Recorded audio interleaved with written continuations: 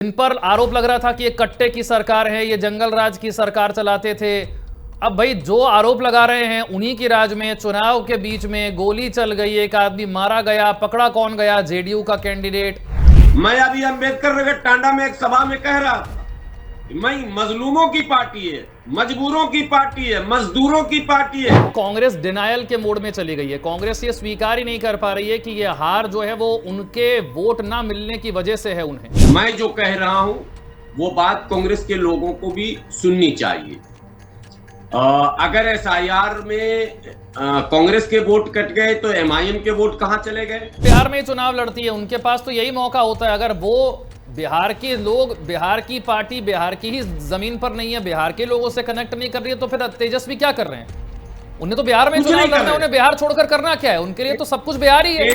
नमस्कार, मैं हूं आपके साथ विशाल कालरा। महागठबंधन की करारी हार और एनडीए की बंपर जीत के कारणों की आज करेंगे पड़ताल, और इस पर बात करने के लिए हमारे साथ इस्लामिक स्कॉलर और पीस पार्टी के राष्ट्रीय प्रवक्ता हाफिज गुलाम सरवर साहब जुड़ गए हैं। गुलाम सरवर साहब, बहुत बहुत स्वागत है आपका। शुक्रिया सर। आपने बड़ा करीब से इस चुनाव को देखा, कैंपेनिंग का आप हिस्सा रहे। आपने किस तरीके से पार्टियां प्रचार कर रही हैं, क्या वादे हो रहे हैं, ये सब कुछ आपने सुना। आपने एग्जिट पोल के भी अनुमान देखे। किसी एग्जिट पोल ने भी ऐसा तो अनुमान नहीं लगाया था कि एनडीए 200 को पार कर जाएगी। आपके अनुभव में, आपकी नजर में क्या सबसे बड़ा कारण रहा कि बिहार की जनता ने ऐसा जबरदस्त जो वोटिंग की वो सारी एनडीए के पक्ष में गई और 200 पार कर गया एनडीए? देखिए, एक पुरानी कहावत है, हाथ कंगन को आरती क्या और कदम को आरती क्या।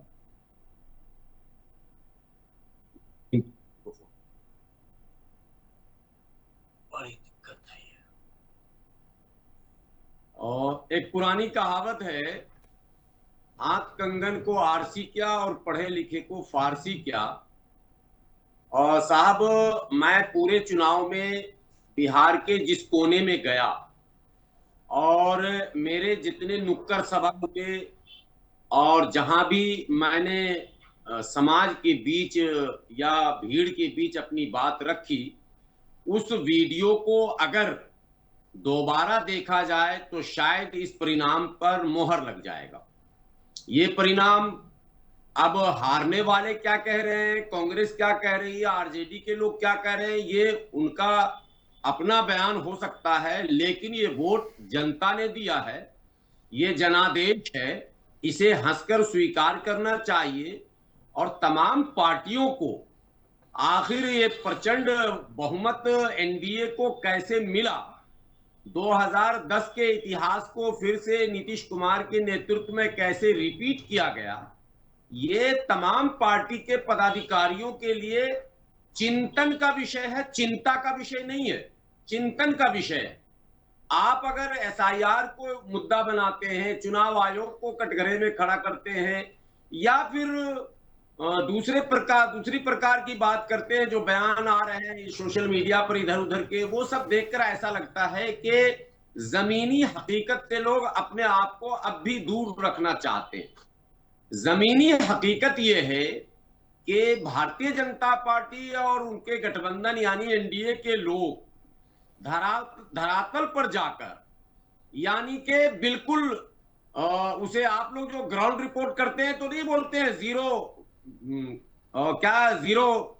ग्राउंड पर मैं रिपोर्ट कर रहा हूं, तो वो बिल्कुल जनता के बीच झुग्गियों में, झोपड़ियों में और गलियों में, मोहल्ले में, कीचड़ में, पानी में, बारिश में उनके लोगों ने जाकर काम किया है। उनके लोग आवाम से, पब्लिक से सीधे जुड़े हैं।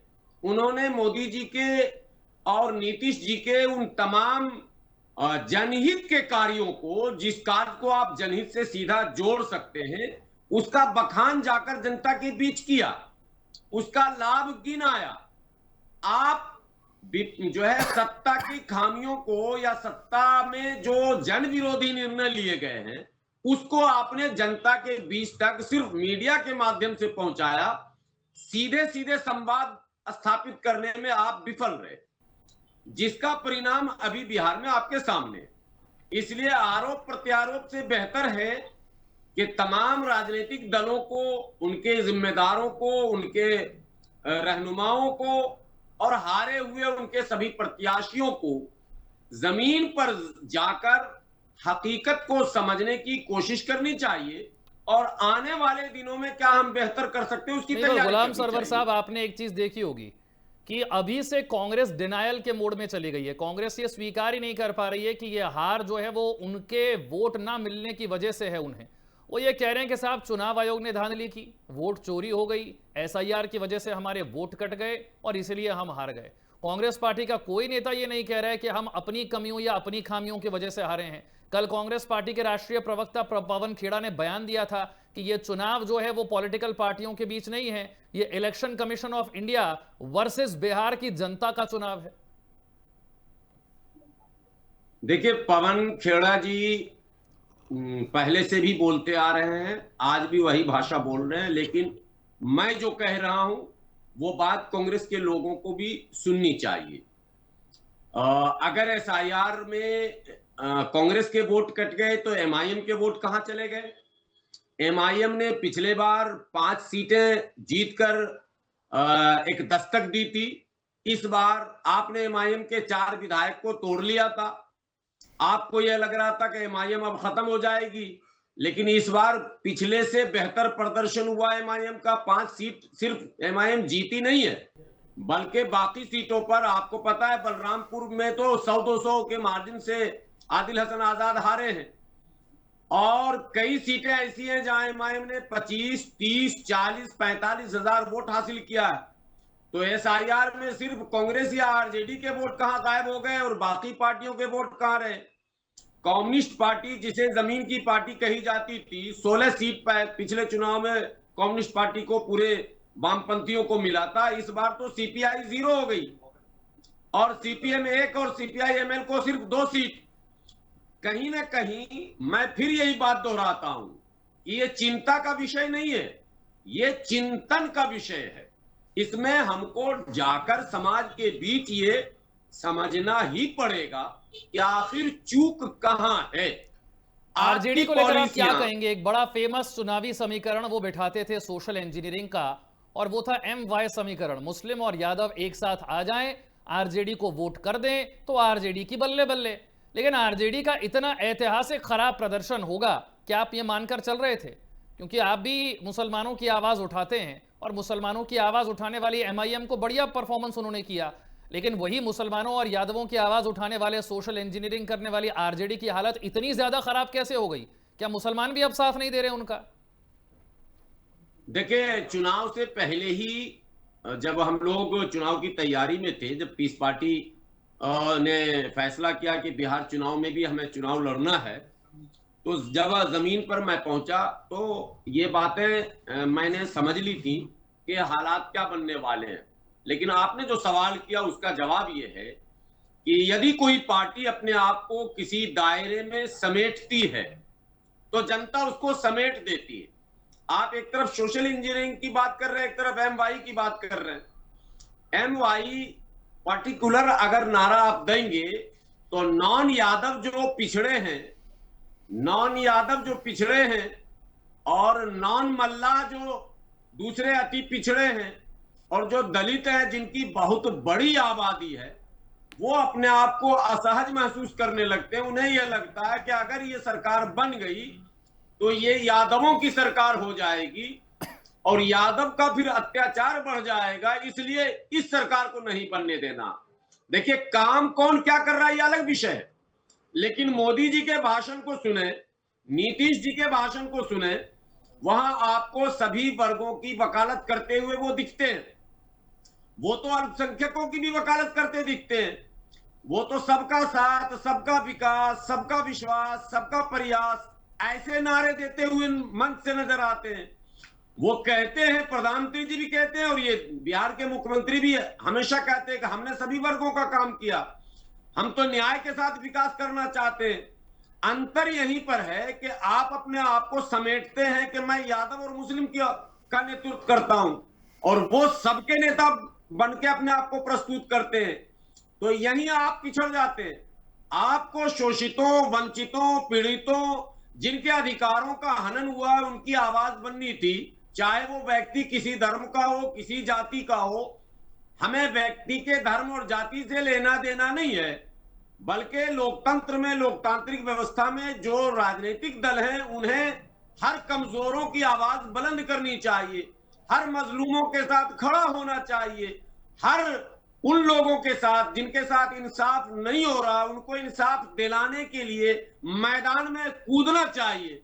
लेकिन तेजस्वी यादव जी के नेतृत्व में आरजेडी ने MY का नारा तो दिया, लेकिन विशेषकर M फैक्टर जो है मुसलमानों के साथ नाइंसाफी हो, मुसलमानों के साथ जुल्म हो, अत्याचार हो, मॉब लिंचिंग हो, तेजस्वी यादव जी ने इस पर कभी भी अपनी जुबान नहीं खोली। हाँ, वक्त के मुद्दे पर जबरदस्ती, जिसमें 100% मुसलमान तैयार नहीं थे, उसमें ये कूदे थे पूरी ताकत से। तो बहरहाल परिणाम सामने है। मुझे लगता है सभी लोग चिंतन कर रहे होंगे, आरजेडी के लोग भी चिंतन कर रहे होंगे। अच्छा, आपने कमाल की बात देखी होगी कि एनडीए में जो सहयोगी दल हैं, उनकी जो परफॉर्मेंस है वो महागठबंधन के बेस्ट परफॉर्म करने वालों से भी बेहतर है। आप अगर देखें, कांग्रेस पार्टी ने 6 सीटें जीती हैं। उधर आप एनडीए की तरफ जाएं, चिराग पासवान जो सिर्फ 28 सीटों पर लड़ रहे थे, उन्होंने 19 सीटें जीती है। आज चिराग पासवान सीटों के मामले में बिहार में कांग्रेस से 3 गुना ज्यादा बड़ी पार्टी है। अकेले चिराग पासवान 100% जीत गए। बिल्कुल, जीतन राम मांझी और चिराग पासवान भी कांग्रेस से बड़े हैं बिहार में जी। ये कैसे हो गया? उपेंद्र कुशवाहा जी 4 पर लड़े, चारों जीत गए। 100% उनका मन स्ट्राइक रेट है। कांग्रेस के साथ तो दुर्भाग्य यह है कि 60 पर लड़कर 6 जीतना, ये दर्शाता है कि उनके मैनेजमेंट में बहुत खोट है। उनके जो प्रभारी थे अल्लू वेरा जी, उन पर तो एयरपोर्ट पे हमले हुए थे, पैसे लेकर टिकट देने के आरोप उन पर लगे हुए हैं। तो मिसमैनेजमेंट और जनता की नब्ज को अगर आपने नहीं टटोला, नहीं समझा, तो परिणाम ऐसा ही आएगा। इसलिए मैं तो कहता हूं, लोग पीस पार्टी को भी कहते हैं कि ये मुस्लिम क़यादत की पार्टी है। मैं अभी अंबेडकर नगर टांडा में एक सभा में कह रहा था कि मैं मजलूमों की पार्टी है, मजबूरों की पार्टी है, मजदूरों की पार्टी है, शोषितों और पीड़ितों और वंचितों की पार्टी। आप पर्टिकुलर अपने आप को किसी जाति धर्म में समेटिए नहीं। ये लोकतंत्र है, भारत है। ये भारत में, भारतीय समाज में जिसको अवसर नहीं मिला है, जिसको राजनीति में राज करने का अवसर नहीं मिला है, या फिर उनको वो अधिकार जिसका वो हक रखते हैं, उससे वंचित रखा गया, आप उसकी आवाज बनिए, उस वर्ग को विश्वास में लीजिए और फिर आप मैदान में आइए, तो देखिए परिणाम क्या होगा। पर आपको लगता है गुलाम सरवर साहब कुछ हवाई वादे भी इसके लिए जिम्मेदार हैं? जैसे कि तेजस्वी ने कह दिया कि हर घर में एक व्यक्ति को सरकारी नौकरी। अब 2.5-3 करोड़ परिवार बिहार में है, उस हिसाब से 2.5 करोड़ सरकारी नौकरी देनी पड़ जाएगी। अब बिहार की जनता बेवकूफ तो है नहीं। भारत के किसी राज्य में यह संभव नहीं है कि हर परिवार से एक शख्स को उठाकर सरकारी नौकरी दे दी जाए। वादे कम से कम प्रैक्टिकल तो होने चाहिए। देखिए, कस्में, वादे, प्यार, वफा सब वादे हैं, वादों का क्या, ये बहुत गंभीर विषय नहीं है। आदरणीय प्रधानमंत्री नरेंद्र मोदी जी ने भी 15-15 लाख का कहा था, 2 करोड़ नौकरियों का, वो एक विषय है। इस पर हम लोग बहुत ज्यादा, आज की जनता भी बहुत ज्यादा संजीदा नहीं है इस मामले में। लेकिन बड़ा विषय यह है कि आपका जनता से संवाद कितना हो रहा है, लगाव कैसा है, आपके लोग जमीन पर कहां हैं, जमीन पर क्या कर रहे हैं, क्या समझा रहे हैं। आरजेडी तो मुख्य रूप से बिहार में ही चुनाव लड़ती है, उनके पास तो यही मौका होता है। अगर वो बिहार के लोग, बिहार की पार्टी बिहार की ही जमीन पर नहीं है, बिहार के लोगों से कनेक्ट नहीं कर रही है, तो फिर तेजस्वी क्या कर रहे हैं? उन्हें तो बिहार में चुनाव लड़ना है, उन्हें बिहार छोड़कर करना क्या है? उनके लिए तो सब कुछ बिहार ही है। तेजस्वी घर में लड़ रहे थे, तेजस्वी घर में चुनाव लड़ रहे थे कि आरजेडी का उत्तराधिकारी कौन होगा, लालू जी का उत्तराधिकारी कौन होगा, तेज प्रताप होंगे या तेजस्वी जी होंगे। इसी में उनका समय गया। उनके यहां बहन भी बगावत पे है, मीसा भारती भी दावा ठोक रही है। तो घरेलू उलझन इतना है कि वो उस उलझन में फंसे रहे और बिहार चुनाव निमट गया। इसी तरह से कांग्रेस नेतृत्व में ये तय नहीं हो पा रहा है कि हम करना क्या चाहते हैं बिहार में। आपको ये तय करना पड़ेगा बिहार में आप करना क्या चाहते हैं। जिस राज्य में आप जाना चाहते हैं उस राज्य के लोगों के मिजाज को समझना है, उसका वोटिंग पैटर्न समझना है कि उस राज्य में वोट डलता किस मुद्दे पर और किस तरह से डलता है। तो न वोटिंग पैटर्न इन्होंने कलेक्ट किया कि यहां और पहले चुनाव जो हुए हैं उसमें कौन सा मुद्दा प्रभावी रहा है जो लोगों के दिलो दिमाग पर रहा। जंगल राज एक मुद्दा था जिसको बनाकर नीतीश कुमार जी सत्ता में आए थे। नहीं, आपको लगता है कि 20 साल बाद भी जंगल राज मुद्दा है? आज जो शख्स 20 साल का होगा उसने तो जंगल राज देखा नहीं है। जो 25 साल 30 साल का होगा उसको भी अपने बचपन की शायद इतनी यादें ना हो। तो 18 साल से लेकर 30 साल तक के शख्स के पास तो जंगल राज का कोई खास अनुभव आंखों से देखा हुआ तो है नहीं। तो कब तक जंगल राज का मुद्दा चलता रहेगा और कब तक उस मुद्दे के नाम पर आरजेडी को नुकसान होता रहेगा? सर मैं यही तो कह रहा हूं कि जब एनडीए की तरफ से जंगल राज का मुद्दा उठाया गया, पहले भी उठाया जा चुका, चुनाव से पहले भी कहा गया, 2020 में भी ये मुद्दा उठा था, तो तेजस्वी जी को अपनी पार्टी की तरफ से और अपने नेतृत्व की तरफ से ये संदेश देना चाहिए था जनता को कि जिस जंगल राज का जिक्र किया जा रहा है, तेजस्वी यादव आपको वचन देता है कि वैसा कभी बिहार में अब दोबारा नहीं होगा, या फिर जिस जंगल राज की बात की जा रही है वो गलत है, इत्यादि इत्यादि। जंगल राज कहकर ये तो नहीं कहा जा रहा कि जंगल राज नहीं था। देखिए, जो सच है उसे सबको स्वीकार करना पड़ेगा। लालू जी के राज में जहां दलितों पिछड़ों को जुबान देने की बात कही जा रही है, वहीं एक जाति विशेष के द्वारा तमाम विभागों में हस्तक्षेप, पुलिस महकमे पर वर्चस्व और साथ ही साथ सामाजिक संतुलन बिगाड़ने का प्रयास किया गया। एक जाति विशेष के लोग हर चौक चौराहे पर बाज़ाब्ता माने हाकिम की तरह डंडे लेकर खड़े रहते थे और बाकी तमाम लोग बेबस दिखाई देते थे। ये जो सोशल डिसबाइलेंस हुआ था आरजेडी की सरकार में, उसका काट कैसे हो और अब के नई आरजेडी या नई कांग्रेस कैसी होगी, ये तो आपने जनता को बताया ही नहीं। तो जनता तो इंतजार कर रही थी और विपक्ष ने इस मुद्दे को बनाए रखा। वो पूरे चुनाव में मेन फ्रेम में रहा, क्या कहते हैं, एनडीए के। वो हर भाषण में मोदी जी वो सिक्सर के 6 गोली मारम सीने में, प्रधानमंत्री जी का वो वीडियो वायरल हो रहा। अच्छा, गोली की बात हो ही गई है तो मैं मोकामा कांड की बात जरूर करना चाहूंगा। आपने देखा जिन पर आरोप लग रहा था कि ये कट्टे की सरकार है, ये जंगल राज की सरकार चलाते थे, अब भाई जो आरोप लगा रहे हैं उन्हीं के राज में चुनाव के बीच में गोली चल गई, एक आदमी मारा गया। पकड़ा कौन गया? जेडीयू का कैंडिडेट जिसे माफिया बताया, बाहुबली बताया, अनंत सिंह, उसको पकड़कर जेल में डाल दिया गया। वो जीत भी गए चुनाव। और फिर वो जो गठबंधन है वो दूसरे गठबंधन पर आरोप लगा रहा है कि साहब आप अपराधियों को, माफियाओं को, डॉन को, बाहुबली को टिकट देते हैं। ये बात तो दोनों तरफ बराबरी से चल रही है, तो इसका नुकसान सिर्फ महागठबंधन को क्यों हुआ? नहीं, सवाल आपका बहुत वाजिब है और सटीक है।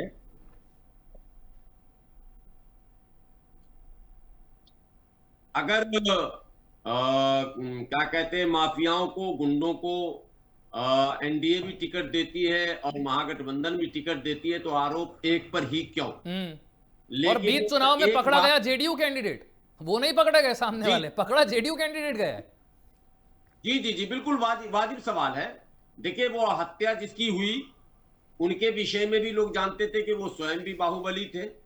लालू जी के जमाने में उनका बोलबाला था और नो डाउट ये पॉलिटिकल माने मर्डर ही था, ये तो मानना ही है। लेकिन नीतीश कुमार ने अनंत सिंह को गिरफ्तार करने में कोई देरी तो नहीं दिखाई। बिहार पुलिस ने अनंत सिंह को फौरन गिरफ्तार करके जेल तो भेज दिया ना। मतलब बाहुबल या गुंडे होंगे जरूर, लेकिन सरकार कम से कम तत्परता के साथ काम कर दे। पहले क्या था कि बाहुबलियों को बचाने के प्रयास होते थे। तो वो एक बिहार में मैसेज है। नीतीश कुमार ने ये मैसेज दिया कि नहीं, हम समझौता नहीं करेंगे। हाँ, ये अलग बात है कि टिकट हम बाहुबली को देंगे, दे रहे हैं, सभी लोग दे रहे हैं, लेकिन अगर उसका कोई जुर्म सामने आएगा तो हम कार्रवाई में देरी नहीं करेंगे। ये मैसेज इस चुनाव में भी दिया गया कि हम करप्शन से, भ्रष्टाचार से, अपराध से समझौता नहीं करेंगे। ये अलग बात है कि वो सारे आरोप लगे हैं करप्शन। अच्छा, आपने कमाल की बात, आपने करप्शन की बात की, आपने भ्रष्टाचार की बात की और चुनावी आचरण की बात की, तो फिर मुझे प्रशांत किशोर भी याद आते हैं। प्रशांत किशोर ने बीच चुनाव में बीजेपी के बड़े बड़े नेताओं पर इतने गंभीर आरोप लगा दिए, अशोक चौधरी पर, सम्राट चौधरी पर, बीजेपी के इतने सारे नेताओं पर, जेडीयू के नेताओं पर। वो आरोपों पर बीजेपी और जेडीयू के नेता सफाई भी नहीं दे पाए, जवाब भी नहीं दे पाए, फिर भी उनको कोई नुकसान नहीं हुआ। नहीं, उनको नुकसान नहीं हुआ, ये तो आश्चर्य की बात नहीं है। आश्चर्य है कि प्रशांत किशोर को बिहार की जनता ने नकार दिया। ये ज्यादा हैरानी की बात है कि जो प्रशांत किशोर एक स्वस्थ राजनीति की बात कर रहे थे, एक स्वच्छ छवि को सामने ला रहे थे, बिहार के विकास का रोड मैप दे रहे थे, पलायन रोकने की गारंटी दे रहे थे, बिहार के औद्योगिकीकरण की बात कर रहे थे, बिहार को भारत के मानचित्र पर प्रथम स्थान और उनके लिए तो ये भी नहीं कह सकते कि वो जमीन पर नहीं उतरे। 3 सालों से वो गांव गांव गली गली जा रहे थे। जी जी जी जी, अब उसमें भी बता रहा हूं मैं।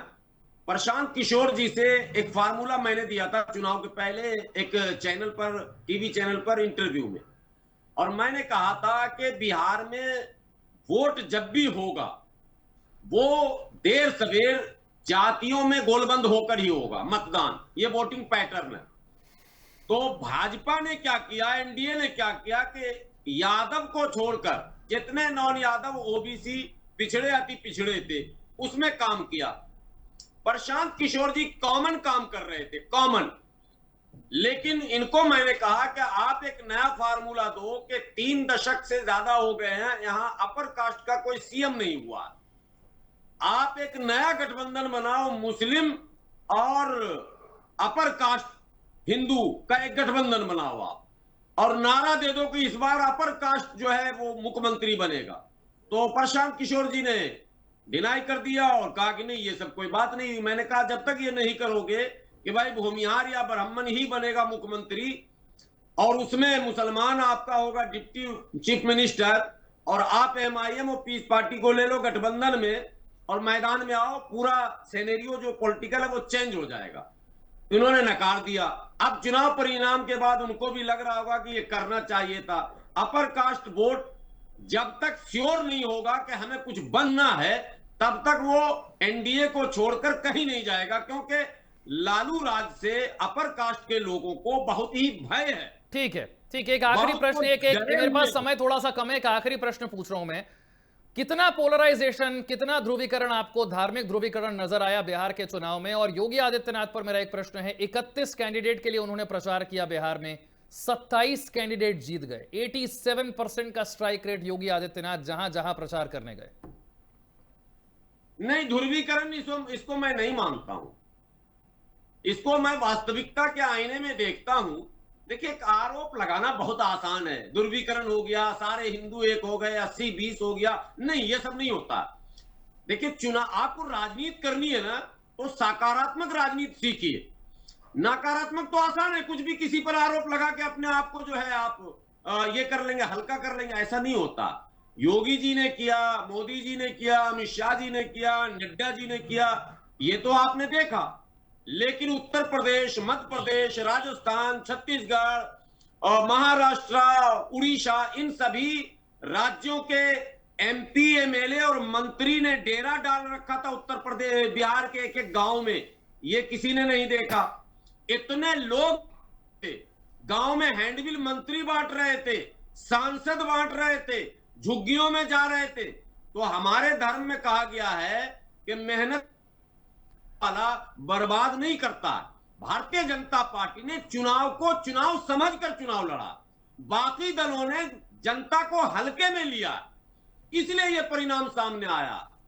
ठीक है, सीधा सीधा सवाल है, जनता के बीच जब तक फेविक्विक से आप चिपकेंगे नहीं, ये आपने तब तक बढ़िया वो कहा। वोट आपकी तरफ ट्रांसफर नहीं जमीन पर रहिए और जनता के साथ फेविक्विक की तरह चिपक कर रहिए, जुड़ कर रहिए, उनके मुद्दे समझिए, उनकी नब्ज टटोलिए और तभी चुनाव में परिणाम आएगा। वरना वोट चोरी, एसआईआर, चुनाव आयोग पर आरोप लगाते लगाते महागठबंधन की ऐसी बुरी स्थिति हो जाएगी कि ये बाकी राज्यों में भी विपक्षी पार्टियों के लिए एक सबक है कि चुनाव में अगर जाना है तो इन मुद्दों को छोड़कर जनता से जुड़ना होगा। बहुत बहुत शुक्रिया हाफिज गुलाम सरवर साहब, आपने हमारे लिए समय निकाला इस बातचीत के लिए। छोटा सा ब्रेक।